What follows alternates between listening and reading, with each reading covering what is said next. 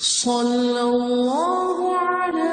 محمد صلی اللہ علیہ وسلم۔ اعوذ باللہ السمیع العلیم من الشیطان الرجیم، بسم اللہ الرحمن الرحیم، والصلاۃ والسلام علی رسول الکریم۔ آج جو حدیث ہم پڑھیں گے یہ حدیث نمبر 635 ہے اور باب کا نام ہے الرخصۃ فی المطر والعلۃ ان یصلی فی رحلہ، کہ بارش اور عذر کی بنا پر گھر میں نماز پڑھنے کا بیان ہو۔ یعنی اگر بارش ہو رہی ہے یا اس کے سوا کوئی اور عذر ہے، اندھیرا ہے، آندھی ہے، یا راستے میں کوئی سیلاب ہے، کوئی ایسی وجہ ہے، تو کیا ایسے میں اس بات کی اجازت ہے کہ انسان اپنے گھر میں نماز پڑھ لے؟ تو اس ضمن میں حدیث ہے 635 اور حدیث کی روایت ہے عن نافع عن عبداللہ بن عمر رضی اللہ تعالیٰ عنہ، کہ یہ وہی گولڈن چین ہے۔ اخبرنا مالک عن نافع، حضرت امام مالک رضی اللہ تعالیٰ عنہ حضرت نافع سے روایت کرتے ہیں ان ابن عمر اذن بالصلاۃ، کہ حضرت عبداللہ بن عمر نے اذان دی ایک دفعہ فی لیلۃ ذات برد و ریح،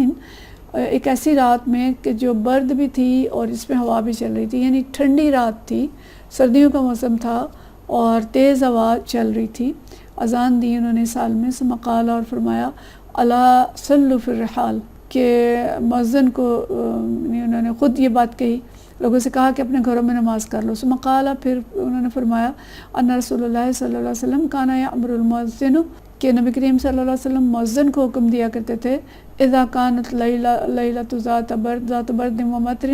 کہ جب کوئی رات اندھیری، رات سردی ہوتی تھی اور بارش ہوتی تھی، کہ مؤذن کو حکم دیتے تھے، وہ یقول، اور وہ کہتا تھا الا صلوا فی الرحال، کہ نماز اپنے گھر میں ادا کر لو۔ یہ حدیث ہم پیچھے پڑھ چکے ہیں کہ اس طرح کا اگر موسم ہوتا تھا شدید، سردی بھی، تیز بارش بھی، تو مؤذن کو ہی حکم دیتے تھے نبی کریم صلی اللہ علیہ وسلم کہ اعلان کر دے کہ نماز اپنے رحال یعنی اپنے ٹھکانوں پہ ہی پڑھ لیں۔ اور اس میں ہم یہ پیچھے پڑھ چکے ہیں کہ حضرت عبداللہ بن عباس اور عبداللہ بن عمر رضی اللہ تعالیٰ عنہ کا تھوڑا سا عمل مختلف تھا۔ عبداللہ بن عباس رضی اللہ تعالیٰ عنہ اس بات کے قائل تھے کہ جب اشہد ان محمد رسول اللہ کہا جائے تو اس کے بعد حی علی الصلاۃ اور حی علی الفلاح کی جگہ کہا جائے کہ الا صلوا فی الرحال، یعنی لوگوں کو بلایا نہ جائے نماز کے لیے، حی علی الصلاۃ اور حی علی الفلاح نہ کہا جائے۔ جبکہ حضرت عبداللہ بن عمر رضی اللہ تعالیٰ عنہ کی رائے یہ تھی کہ اذان پوری کہی جائے اور اذان میں حی علی الصلاۃ حی علی الفلاح بھی پڑھا جائے، اور پھر اذان جب ختم ہو جائے تو اس کے بعد کہا جائے کہ الا صلوا فی الرحال، کہ نماز اپنے گھروں میں پڑھ لو۔ اور وہ کہتے ہیں کہ اس کا فائدہ یہ ہوگا کہ لوگوں کو معلوم ہو جائے گا کہ نماز کے لیے تو بلایا گیا ہے اور مسجد میں جماعت بھی ہو رہی ہے، لیکن جو نہیں آ سکتا وہ نہ آئے، اور جو آ سکتا ہے بہتر ہے کہ وہ آ جائے۔ یعنی دو آراء جو ہیں وہ موجود ہیں، لیکن رخصت اس بارے میں دی ہے نبی کریم صلی اللہ علیہ وسلم نے، رخصت سے فائدہ اٹھایا جا سکتا ہے۔ لیکن یہ واضح رہے کہ اگلی حدیث بھی ہم پڑھیں گے کہ کوئی چھوٹا موٹا عذر ہے تو اس کی وجہ سے جماعت ساقط نہ کی جائے۔ ہم جماعت کی اہمیت پیچھے پڑھ چکے ہیں، اور یہاں تک بھی آتا ہے کہ اگر لوگوں کو پتہ چلے تو وہ گھسٹتے ہوئے جماعت کی طرف آئیں، اتنا زیادہ جماعت کا فائدہ ہے۔ تو رخصتیں ہیں جو مشکل وقت میں یا کسی خاص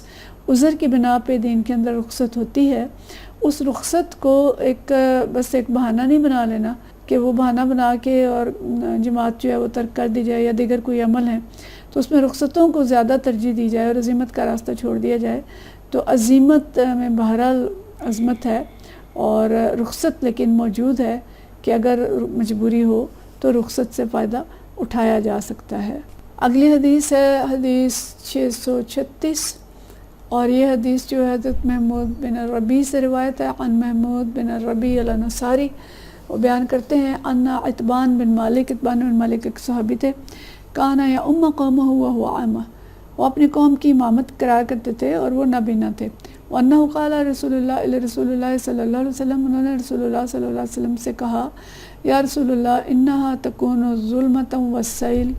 کہ میرے راستے میں بعض اوقات اندھیرا ہوتا ہے اور پانی حائل ہو جاتا ہے، سیلاب کا پانی، ان کے گھر کے آگے کوئی ایسی وادی یا گہری جگہ ہوگی کہ جہاں پہ پانی جمع ہو جاتا تھا اور بارش اور سیلاب کی صورت میں گزرنے کا راستہ نہیں رہتا تھا۔ تو وہ کہتے ہیں کہ انہا تکون ظلمت،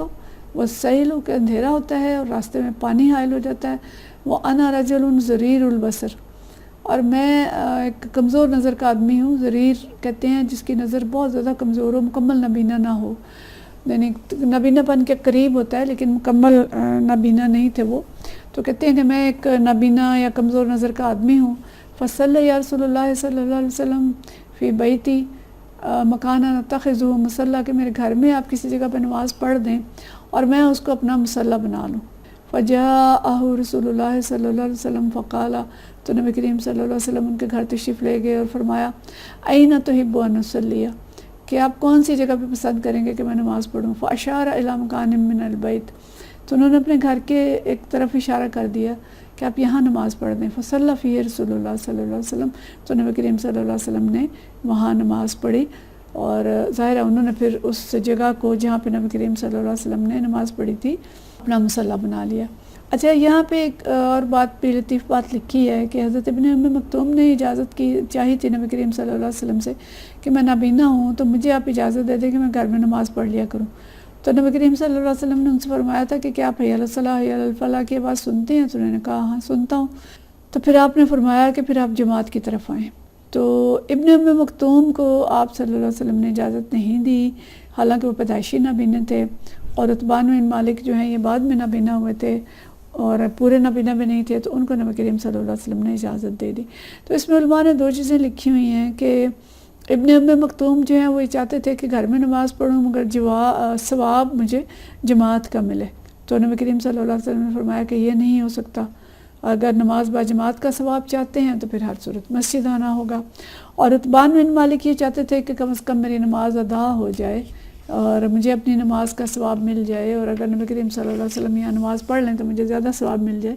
یعنی وہ نماز با جماعت کا ثواب نہیں چاہتے تھے۔ تو اس لیے دونوں میں یہ فرق ہے۔ لیکن ایک اور بات بھی علماء نے لکھی ہے کہ حضرت ابن ام مکتوم کا مرتبہ جو ہے وہ زیادہ تھا، وہ جلیل القدر صحابی تھے اور انہیں عزیمت کی راہ بتائی،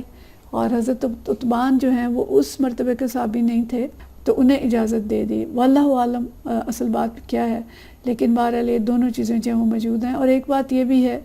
کہ حضرت عتبان کے راستے میں چونکہ ان کا گھر دور تھا اور اندھیرا بھی پڑتا تھا اور راستے میں پانی بھی آتا تھا، سیلاب کا پانی بھی آ جاتا تھا، تو ہو سکتا ہے کہ انہیں اس رخصت کی اجازت دی ہو۔ بہرحال رخصت اور عزیمت دونوں راستے موجود ہیں، اور ہر ایک کو فیصلہ اپنے حالات کے مطابق کرنا چاہیے کہ وہ کس چیز پہ عمل کرے، لیکن عزیمت پہ عمل کرنے والوں کا ثواب جو ہے وہ بہرحال